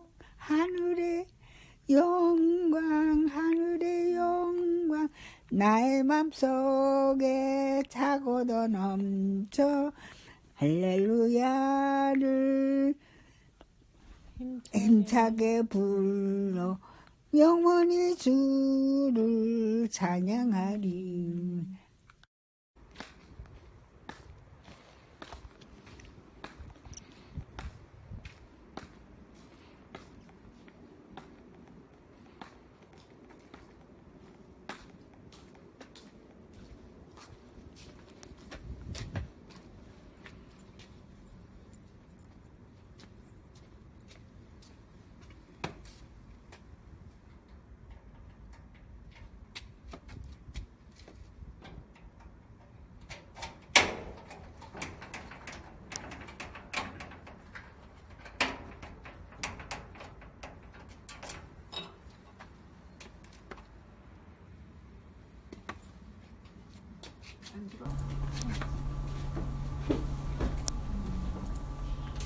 이 작품은 제가 이제 어렸을 때 할머니랑 새벽 기도를 갔는데, 제가 이제 아무래도 어렸을 땐 좀 할머니께서 종교를 강요하시고, 그래서 새벽 기도도 어린 나이에 강요를 받고 나갔던 기억이 있어요. 근데 제가 이제 커서 신앙을 갖게 되고, 이제 돌이켜 보니까 할머니의 그런 어떤 강요가 저한테는 어떤 결정적인 그런 신앙의 사건으로 좀 다가와 있는 걸 느꼈어요. 그래서 이제 제가 성장한 이후에 다시 어렸을 때 그 새벽 기도 가던 거를 좀 같이 재현해 보고자 했던 거고요. 그냥 내용은 집을 나서서 그냥 새벽 기도를 보고 오는 와중에 이제 할머니의 생애가 좀 이제 그 중간중간에 좀 삽입되는 형식으로 진행하게 되었고요. 네, 그 당시에 이제 제가 이제 제 기억에는 그 어렸을 때의 시선에서 바라본 그 장면들이 남아있잖아요. 그래서 약간 어떤 그 시선이라는 그 지점을 좀 다시 재현을 해보고 싶었어요. 그래서 좀 되게 허술하긴 한데, 이 휴대폰을 여기에 매달면 이 휴대폰 렌즈가 제 눈에 딱 맞게 나름 설계를 하고, 사실 아까 그 찍은 영상이 이거를 찍고 이제 갔다 온 거거든요. 그래서 네, 되게 할머니가 중간중간에 뒤를 많이 쳐다보시는 게 되게 창피해서 좀 많이 쳐다보신 거고요. 그래서 새벽 예배를 볼 때도 계속 이제 목사님이 쳐다보셔가지고 벗으면 안 되겠냐고 막 그랬었는데, 어쨌든 끝까지 이거를 쓰고 잘 촬영을 했던 기억이 있습니다. 이제 할머니에 대한 어떤 그런 저의 역사, 저의 뿌리를 좀 더 중요하게 인식하고 나서는 좀 할머니를 좀 기록하고 남기고 싶은 그런 또 욕구가 생기게 됐어요. 그래서 이 작품은 오래오래란 작품인데, 뭔가 할머니는 곧 죽음과 너무 가까워서 곧 갈 것 같다는 좀 그런 불안감이 항상 있었고, 이제 할머니 하면 떠오르는 새벽 기도와 이제 나머지 하나는 집이 되게 많이 떠올랐는데, 집 자체를 좀 떠오는, 그러니까 집을 재현하거나 뭐 비슷하게 구현하거나 하는 게 아니라 집 자체를 좀 가져올 방법이 없을까 생각을 하다가 이런 집을 탁본하는 방법을 고안을 했고요. 그냥 이 밑에 있는 구조물은 이 탁본을 받치기 위한 어떤 그냥 뼈대이자 이런 할머니의 물건들을 지탱하는 그런 구조물로 제작이 되었고요. 이거는 이제 제가 할머니 집을 탁본할 때 과정 사진인데, 제가 선정한 이 공간들은 할머니의 흔적이 좀 느껴지는, 그러니까 이런 절단된 면도 자꾸 이제 할머니가 오르내릴 때 머리를 부딪히시니까 자른 거거든요. 그러니까 이런 부분들이 그냥 할머니의 존재가 있기 때문에 생겨난 부분들이고, 그래서 이런 부분들을 좀 남기는 게 저한테 좀 보존의 의미가 있지 않을까 생각을 해서 탁본을 하게 됐습니다. 뼈대를 만들 때는 이런 스케치들을 했고요. 이제 할머니에 대해 작업을 하면서 좀 오래 지내다 보니까 이런 할머니 물건들을 좀 발견하게 됐어요. 근데 진짜 어디 갔는지 몰랐던 그런 제 초등학교 1학년 때 생활 기록부 같은 것도 있고, 이제 할머니의 그런 기도문 같은 것도 좀 발견할 수 있었고, 이런 좀 물건들? 제가 전혀 알지 못했던 그런 존재의 물건들인데, 이런 것들은 좀 발견해서 그런 이야기거리로 좀 남겨봤습니다. 이제 가장 최근에 할머니에 대해서 제가 이렇게 탁본도 해보고 재현도 해봤는데, 할머니한테 흘러가는 시간이 제가 그거를 좀 멈출 순 없겠다라는 그런 어떤 한계를 느끼게 됐어요. 그래서 저는 좀 단지 그냥 할머니가 살아있는 거를 확인하고 싶다라는 생각이 들었고, 그 할머니가 숨 쉬는 장면들을 좀 모아서 영상으로 만들었는데, 이거는 이제 또다시 이제 제가 할머니 집, 그러니까 지금 거주하고 있는 집이 아니라 예전에 제가 어렸을 때 거주하던 집을 제 기억에 의존해서 재현을 했고, 이 영상은 이제 할머니가 잠들었을 때, 그리고 잠든 상태에서 숨을 내쉴 때 그런 장면들을 모아서 만들게 된 영상입니다.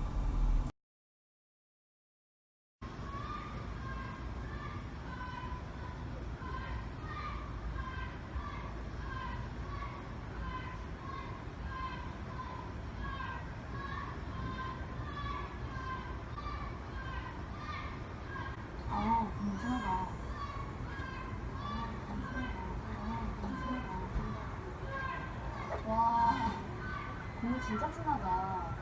공부 진하네. 정말 진하다. 작은 유리병에 고수와 파프리카를 넣은 다음 그 위에 토마토를 넣고 똑같은 방법으로 빈틈없이 꾹꾹 눌러 담는다. 마지막으로 소금을 한 숟가락 넣고 공기가 들어가지 않게 밀폐시킨다. 이렇게 만든 것이 우리의 김장이나 고추장과 같은 레초다.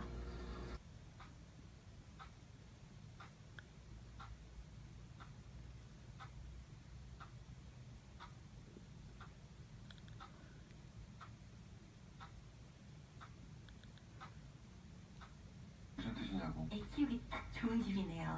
우리 애 낳고 한번 달콩달콩 잘 살아봅시다. 어떤 타입이에요? 뭐가? 아내 타입. 편모양처? 섹시? 정색?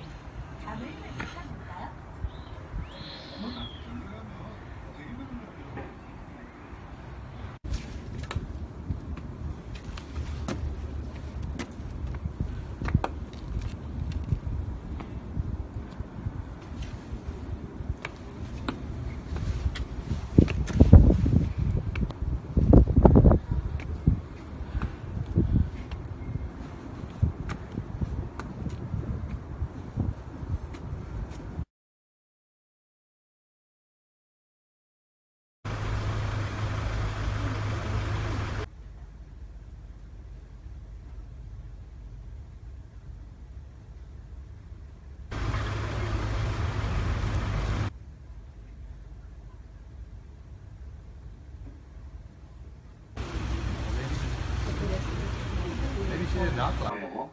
국민들 입장에서도 그야말로 지역이라든지 또 이념이라든지 이런 비합리적인 연고에 의해서 투표를 하는 그러한 행태도 함께 바꿔줘야 우리가 정치를 제대로 세울 수 있는 계기가 될 것이다 생각을 합니다.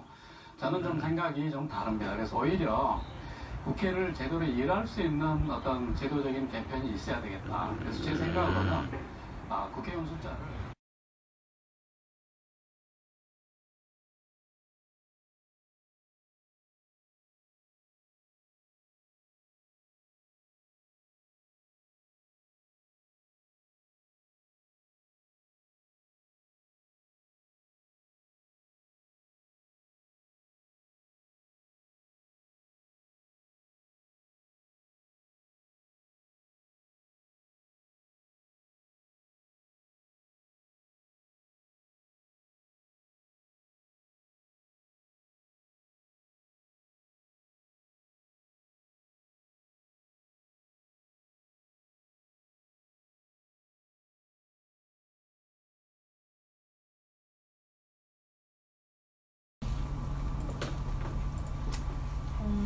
저는 이 작업의 타이틀이 푸뉴마인데요. 이 푸뉴마는 이제 그리스어로 숨이라는 뜻이고, 고대 그리스인들은 그 사람이 내쉬는 숨 안에 영혼이 있다고 믿었다고 해요. 그래서 저는 사실 할머니랑 오래 함께 있으면서 할머니가 되게 모르는 새에 잠에 자주 빠져드시거든요. 근데 저는 좀 그거를 바라보고 있으면은 그냥 자는 게 아니라 좀 약간 뭔가 죽은 상태와 비슷한 것만 같은 느낌이 들었어요. 그래서 그냥 가만히 보고 있다가 할머니의 가슴이 오르내리거나 뭐 눈동자가 움직인다거나 뭐 경련을 한다거나 하는 어떤 생명 반응을 봤을 때 그냥 아직 아니구나라는 좀 안심을 하게 되거든요. 그래서 저는 그런 할머니가 아직 내 옆에 있다라는 그런 거를 좀 기록하기 위해서 이런 영상을 만들게 됐습니다. 이제 마지막 작품인데요. 또 이제 할머니에 대한 이야기 말고도 어떤 또 다른 여성 노동자인 엄마와의 그런 이야기에서 나온 작업이 이제 그을린 성모라는 작업이에요. 사실 할머니는 어렸을 때 종교를 강요했지만 제가 이제 신앙을 갖게 되고 나서 할머니를 좀 이해할 수 있게 되고, 그런 답답하게 느껴졌던 할머니의 그런 어떤 맹목적인 믿음이랄까? 이런 것들도 좀 인내로 받아들이게 되었고 해소가 됐는데, 사실 이 당시만 해도 엄마와의 갈등 때문에 굉장히 힘들던 때였어요. 이제 엄마는 반대로 신앙생활을 하지 못하게 했던 인물이었거든요. 그래서 어떻게 보면은 너무 서로 사랑하는 걸 알고 있지만 어떻게 그렇게 할 수 있나 싶을 정도로 굉장히 많은 억압을 줬고, 동시에 저는 이제 엄마의 노동으로 인해서 살고 있기 때문에 약간 죄책감도 동시에 가지고 있는 그런 상태였는데,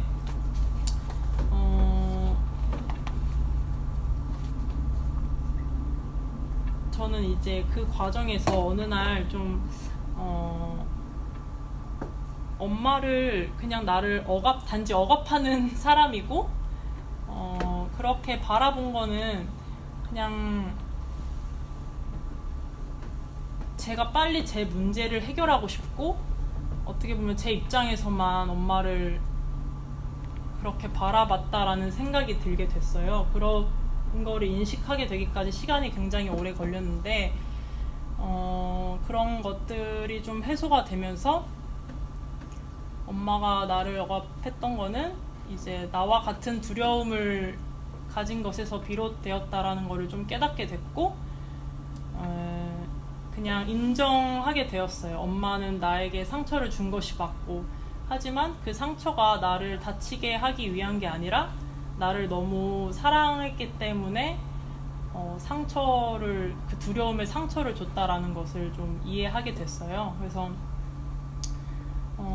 저는 이제 엄마 하면은, 이제 할머니 하면은 뭐 집이나 그런 새벽 기도가 떠오르는데, 엄마는 그냥 잠든 얼굴이 되게 많이 생각나더라고요. 그래서 엄마는 항상 어렸을 때부터 좀 내 눈에 자고 있는 그런 사람이었기 때문에 그런 자고 있는 엄마의 모습을 좀 이제 만들어 보고 싶었어요. 근데 이 잔다는 게 어떻게 보면은 엄마가 노동으로 인해서 지쳐 잠든 것이긴 하지만 그냥 그 원인이 나갔다라는 생각도 많이 하게 됐고, 뭔가 마냥 헌신을 하면서도 뭔가 많이 되게 그을려져 있는, 뭔가 그냥 다 태워버릴 것 같은 그런 관계와 연관지어서 어떤 그런 신비롭고 자애로운 그런 성모가 아니라 뭔가 현실적이고 그냥 그런 지쳐 잠든 모습에 그냥 엄마를 생각하면서 만들게 됐고요.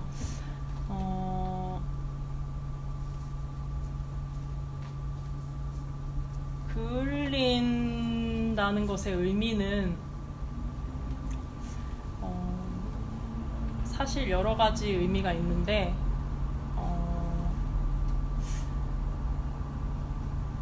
말씀드려도 될지 모르겠지만 일단 기본적으로 어떤 저의 신앙에 대한 억압, 그러니까 저는 약간 엄마가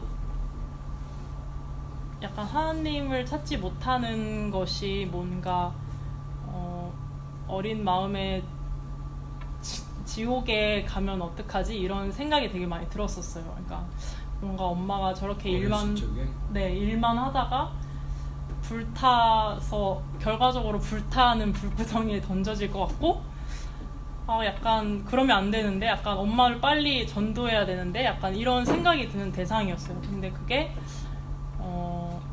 네, 그런 의미에서 약간 좀 불에도 끄슬려 봤어요. 불에 한번 넣어봤는데, 네, 엄마는 절대 이런 내용인지 모르고요. 알면 슬퍼하실까봐 말은 못하고, 네, 그런 이야기가 있습니다. 실제로 제가 그 교회에서 물어본 적이 있어요. 만약에 엄마가 구원을 받지 못하면 지옥에 가냐 했는데, 이제 그때 당시에 돌아온 대답이 지옥에 간다라는 대답이어서 그게 굉장히 좀 트라우마가 됐던 것 같아요. 그래서 몇 살 때죠? 고등학교 때 너무 그랬던 것 같아요. 그래서 불에 태운 걸 그건 최근에 태웠어요. 저 최근 전시했을 때 태운 거죠? 네, 그래서 이제 그렇게는 생각은 안 하지만, 그렇게 생각을 여기진 않지만, 그냥 사실 그 당시에 억압하는 엄마가 진짜 지옥에서 온 것 같은 그런 느낌도 들어서 뭔가 그냥 그을린 성모를 만들어 보고 싶었습니다. 네. 이제 결론인데, 락하게 응시 뭐 이런 걸 떠나서 저는 사실 제가 의도한 건 아니었는데, 좀 청소 노동자든 할머니든 엄마든 오래 지켜보게 돼서 완전히는 아니지만 좀 이해할 수 있게 된 것 같아요. 받아들일 수 있게 됐고, 제가 상처를 해결하는 것이 아니라 그냥 그 상처가 상처라는 것을 좀 인정하게 해준 게 약간 그 대상을 응시하는 그런 방법이었던 것 같아요. 그래서 사실 이게 좀 약간 명쾌한 타자나 나 이외의 타자나 상대방을 좀 약간 이게 완전히 완벽하게 받아들일 수 있는 방법이라고는 말은 못하지만, 적어도 제 경험에서는 약간 오래 지켜보는 것을 시작해야 한다는 생각이 많이 들었던 것 같고요. 그래서 아까 그렇게 응시에 대해서 좀 장황하게 얘기는 하긴 했는데, 결국에는 제가 이제 가족과 노동자들을 좀 오래 바라보면서 다시 이제 저를 바라보게 된다라는 말을 하고 싶어서 그렇게 길게 좀 얘기했습니다. 네.